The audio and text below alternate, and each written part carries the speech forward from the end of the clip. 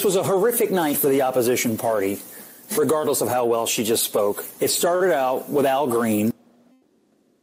What did he call them? What did he call them? He didn't call them Democrats. He called them the opposition party. They are no longer...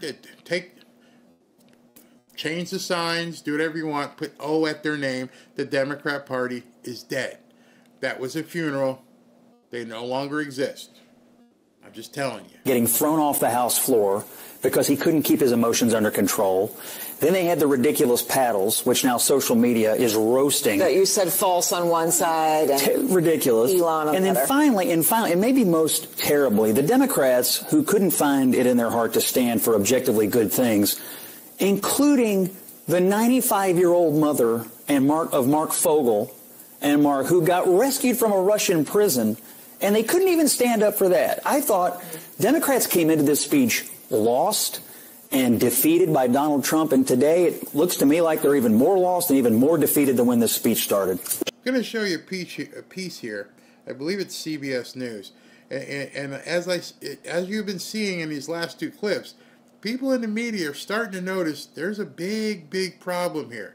And I'm telling you, I feel like it's like save our job time. Humble about analyzing speeches like this because the country often catches on to things that those of us in Washington might not sift the way the country does. When the president listed things that he thought were extravagant examples of wasteful spending, those of us around this table might say, well, that's not going to be enough, even if you cut all that to balance the budget, which is $840 billion out of balance.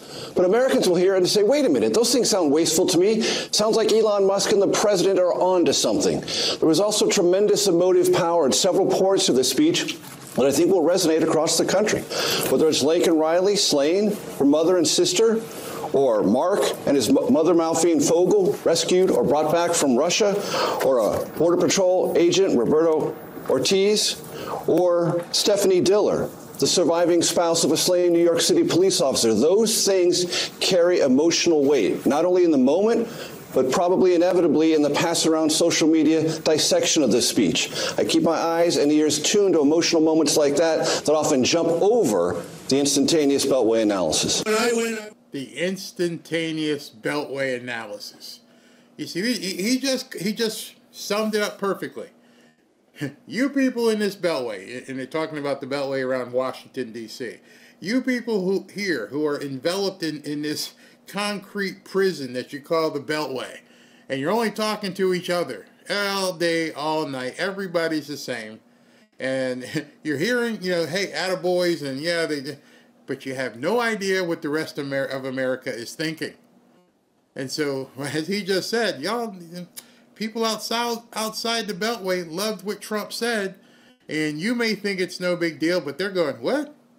$50 million for condoms in Mozambique? What?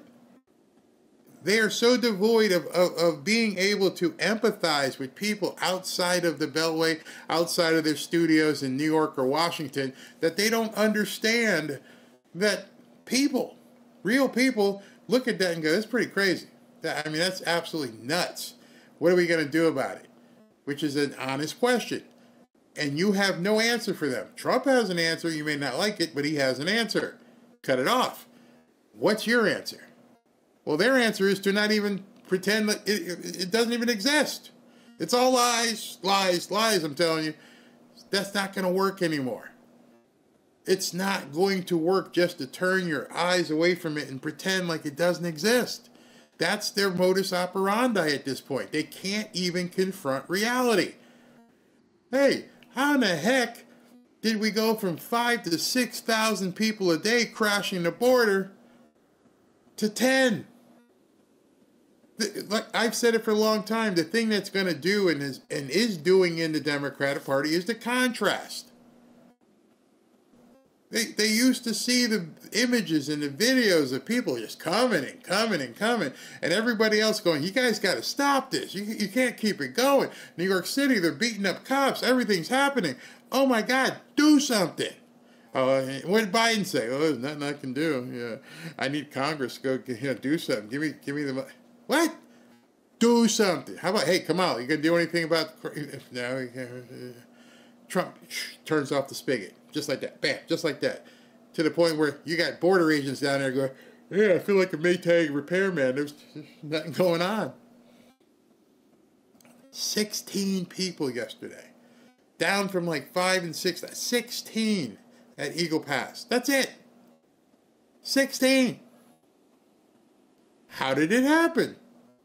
Well, he had a president, and Trump said this yesterday. It happened because I'm here. That's the only answer. He said it to gazillion people who watched. And the gazillion people who watched turned to the Democrats because he didn't do anything different. Just, he turned off the light. He just, boom, done. Don't come back here. Well, how did he do it if y'all couldn't do it? But the eggs are really expensive. You know how much eggs are right now? So what happens when, in a couple months, the eggs are back to where they're supposed to be? Then you really have nothing to talk about. Never mind the fact that people from November and December till now who aren't paying $9 a dozen have figured out a different way to eat. See, even your remedy, which is to cull the chickens and to get people pissed off because the eggs are too much, gets to a point where people are like, you know what? I guess I don't need eggs. It happened with people who smoke cigarettes. Hey, what's cigarettes now? Oh, cigarettes are $8 a pack. I thought I was hooked. I'm not hooked anymore. Oof, yeah, that was good. That's my last one. I never smoked, by the way. And you learn behaviorally at that point, I guess I don't need this, do I? Nope, you don't need it. Democrats are screwed. They're dead.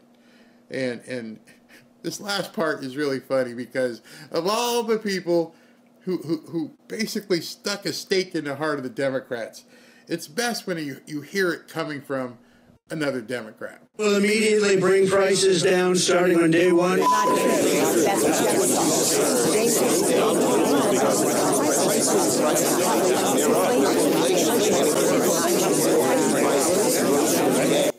Now you see why Stephen A. Smith was in the polls as a presidential candidate? See what I'm talking about?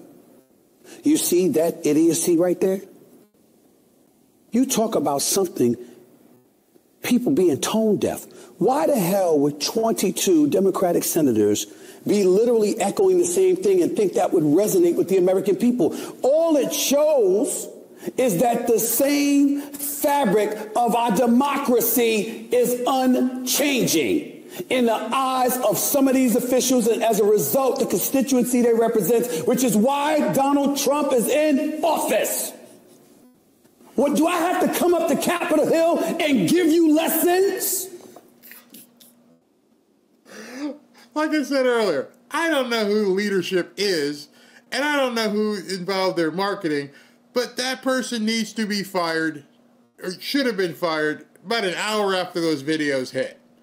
At that point, you should have just walked in and went, you know what, we're going to go full Elon on you. Pack your stuff and get out.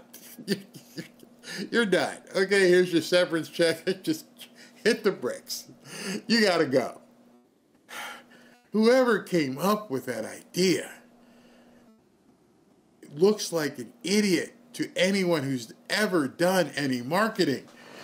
You became a laughingstock within 30 to 45 minutes of these videos being launched. And all of what the scariest part about all of this is, that's our government. These 23 people, these 23 senators who have to vote on some of the most important things for Americans didn't realize, not one of them said, hey, I don't think this is a good idea. You want us all to read the same thing, yeah.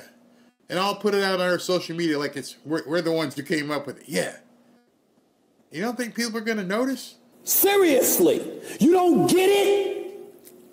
All you did, Elizabeth Warren, Cory Booker, Chuck Schumer. Let's all get together. Let's put this in a prompter, and all together, albeit in separate rooms, we'll grab a microphone and say the same damn thing. And that's what's going to resonate with the American people. I don't mean to break out laughter so much, but Stephen A. sometimes can be a complete clown, but he's 100% right here.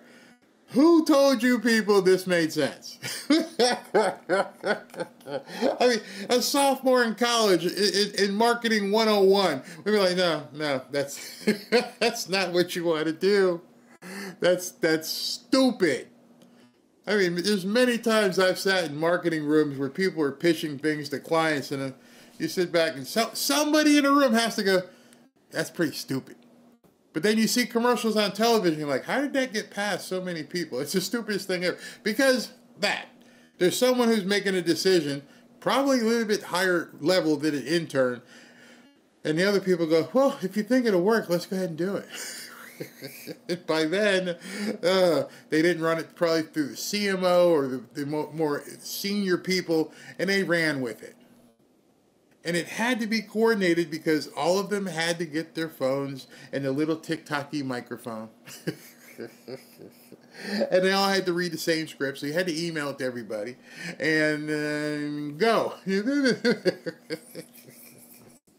then you wonder why you're no longer in power.